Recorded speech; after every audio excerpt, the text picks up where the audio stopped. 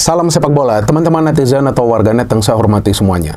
Welcome back ke konten terbaru dari channel YouTube Triple B. Dan di konten terbaru hari ini saya ingin membahas tentang ranking FIFA dari Timnas Indonesia yang meroket setelah Timnas Indonesia berhasil mengalahkan Bahrain dengan skor 1-0, dan juga tentang Emiliano Jonathans yang dalam beberapa hari terakhir ini dirumorkan akan segera menjadi bagian dari tim nasional Indonesia.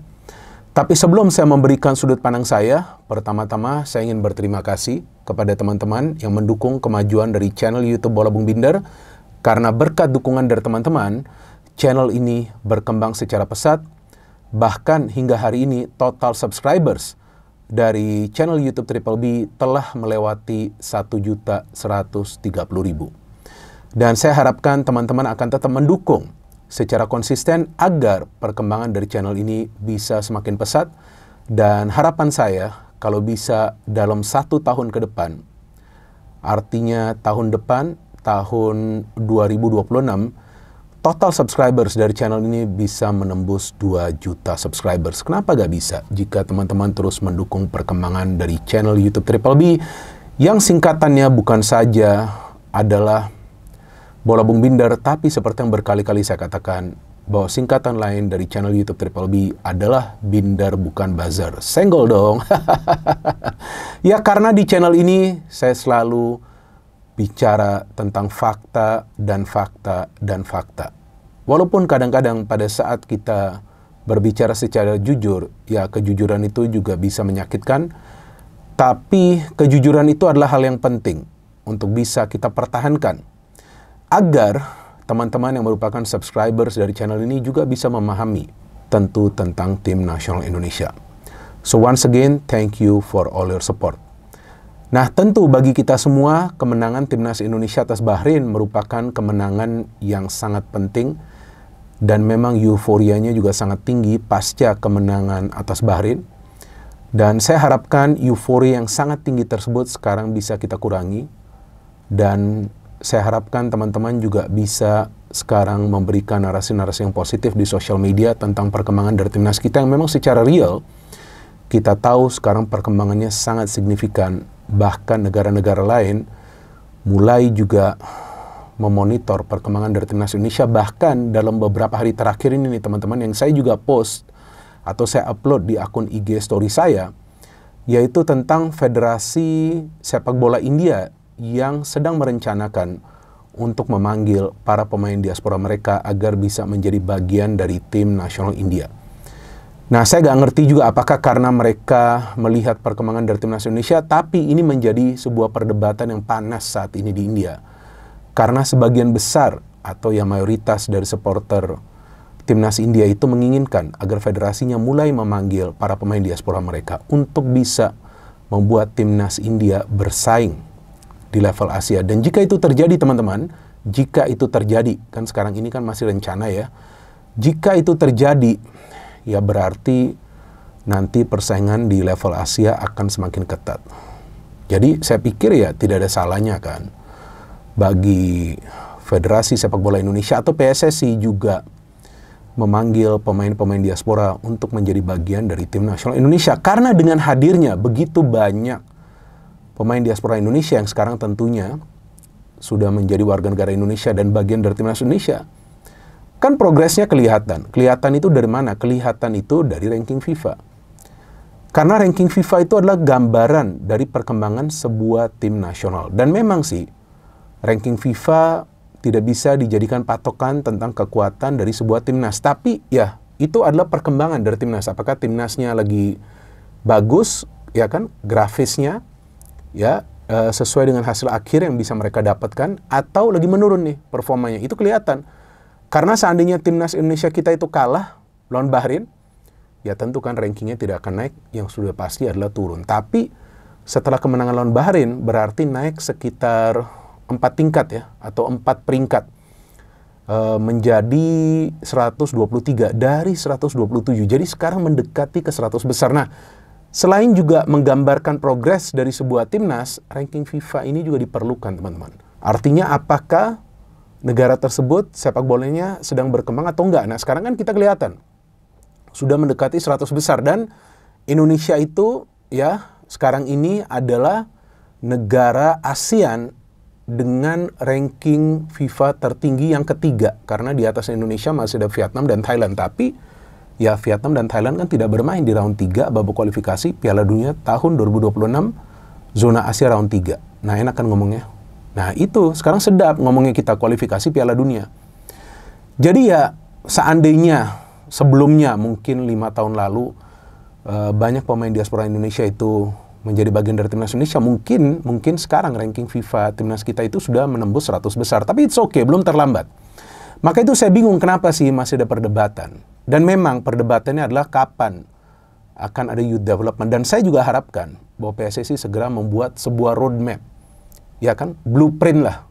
Artinya apa nanti yang akan mereka lakukan untuk youth development. Dan saya rasa itu perlu, tetap perlu. Karena dalam 5 tahun ke depan, kita juga harapkan banyak pemain-pemain muda kita yang bisa diorbitkan. Artinya dengan hadirnya begitu banyak pemain diaspora sekarang ini yang perlu dimanfaatkan untuk bisa sharing ilmu kepada para pemain muda kita sambil menjalankan yang namanya youth development. Tapi kan youth development itu tidak bisa dijalankan serta-merta oleh federasi sendiri. Tapi harus juga melibatkan cabang-cabang yang berada di daerah. Nah artinya harus ada sebuah program yang sangat masif, yang besar-besaran.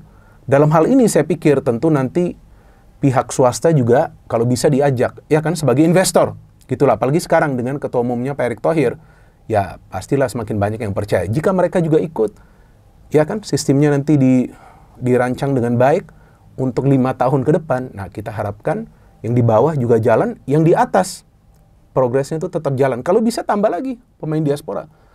Karena sebetulnya dengan hadirnya banyak pemain diaspora juga bukan berarti bahwa mereka akan menjadi pemain inti. Enggak juga. Lihat saja Shane Patinama, Jordi Amat, bahkan Ivar Jenner sekarang sudah sulit masuk ke lineup karena sesuai juga dengan performa mereka. Bahkan Nathan yang mainnya tidak bagus lawan Australia, saya tidak yakin dia akan dimainkan lagi kecuali memang kekurangan pemain.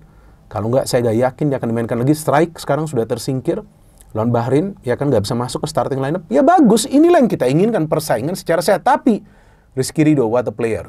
Ricky Kambuaya, luar biasa kan? Ricky Kambuaya juga masuk mainnya bagus. Sananta bahkan lawan Bahrain mainnya bagus. Keikutlah iramanya dan memang belum banyak para pemain kita yang bermain di kompetisi domestik yang bisa sekarang masuk sebagai pemain inti. But it's okay, mereka perlu bersaing. Inilah yang diperlukan, persaingan secara sehat. Jadi bukan serta-merta karena pemain berasal dari klub ini harus masuk, enggak juga. Ya kan, karena itu adalah hak dari pelatih. Jadi dia perlu melihat, nanti Patrick Kluivert perlu melihat pemain mana kira-kira yang pas dan diharapkan bisa memberikan kontribusi bagi timnas Indonesia. Selain itu juga teman-teman, ranking FIFA ini juga diperlukan timnas kita agar nanti jika ingin mencari lawan pada saat ada FIFA Matchday untuk pertandingan friendly lebih mudah lagi. Jadi tim lawan itu akan melihat, oh ini sudah masuk ranking 100 besar, kita harapkan kan bisa masuk ranking 100 besar, bisa semakin mudah mencari lawan. Jadi saya pikir ini adalah hal yang perlu kita bersyukur bahwa ranking FIFA dari timnas Indonesia kita naik dan kita harapkan tentu nanti bisa menang lawan China supaya semakin dekat ke 100 besar. Dan progres ini seperti yang saya katakan perlu dipertahankan. Maka itu saya harapkan jajaran pelatih baru ini bisa bekerja sesuai dengan harapan kita semua dan mimpi kita tentunya agar timnas Indonesia bisa bermain di Piala Dunia tahun 2026 karena sekarang kekuatan dari timnas Indonesia sudah sangat baik, bahkan sudah ada yang namanya kedalaman skuad. Dan sekarang saya ingin membahas tentang Emiliano Jonathans yang sebelumnya dirumorkan akan dinaturalisasi dalam waktu dekat. Rumornya semakin kencang jelang pertandingan lawan Bahrain karena ayah dari Emiliano Jonathans yang namanya Dennis Jonathans, jika saya tidak salah, berkunjung ke Jakarta. Dan saya juga kira, wah, ini mungkin dalam 1-2 hari Emiliano juga akan hadir nih. Ternyata kan nggak hadir. Tapi baru hari ini ada pernyataan dari salah satu exco PSSI yang kita tahu adalah Arya Sinulinga yang menjelaskan di akun IG-nya, di sosial medianya bahwa PSSI belum memulai proses apapun untuk Emiliano Jonathans, bahkan belum ada dokumen. Ya, seperti itulah kira-kira pernyataan yang sekarang sudah ramai juga di media-media digital. Nah, ini bagus. Sudah ada pernyataan resmi karena sekarang banyak sekali berita-berita yang tidak bisa dipertanggungjawabkan. Nah, ini yang bahaya nih, teman-teman. Karena saya juga bingung kok tiba-tiba nih Emiliano akan dinaturalisasi. Memang dia sebelumnya memang dirumorkan lah kemungkinan akan menjadi salah satu pemain yang menjadi pemain timnas Indonesia. Tapi untuk saat ini sebetulnya nih, kalau saya melihat di level senior, udah gak ada tempat lagi bagi Emiliano. Mungkin di U23, tapi U23 kan belum mulai nih programnya.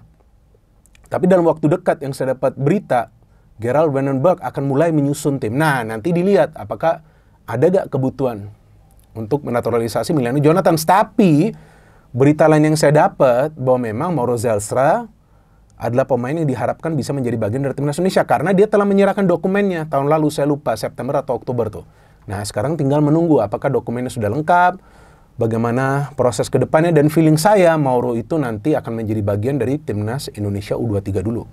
Usianya juga masih muda ya, usianya 20 tahun.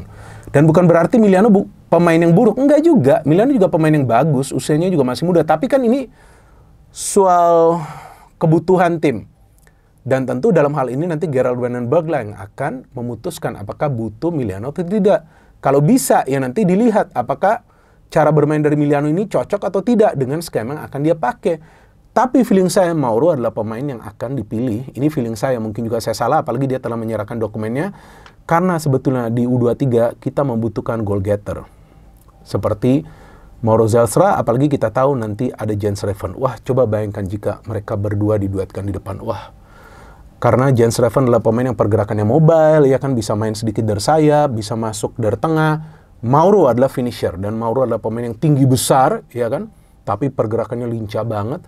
Dan kita lihat sekarang di timnas senior Ole Romani, wah, what a player. 2 match 2 gol loh bos. Nah, saya pernah mengatakan bahwa saya harapkan Ole Romani ini bisa menjadi solusi, dan dia memberikan solusi tersebut. Tentu kita harapkan sekarang Mauro jika nanti gabung menjadi bagian dari timnas Indonesia U23, dia juga bisa bahu-membahu bersama Jens Reven menjadi sumber gol dari timnas Indonesia.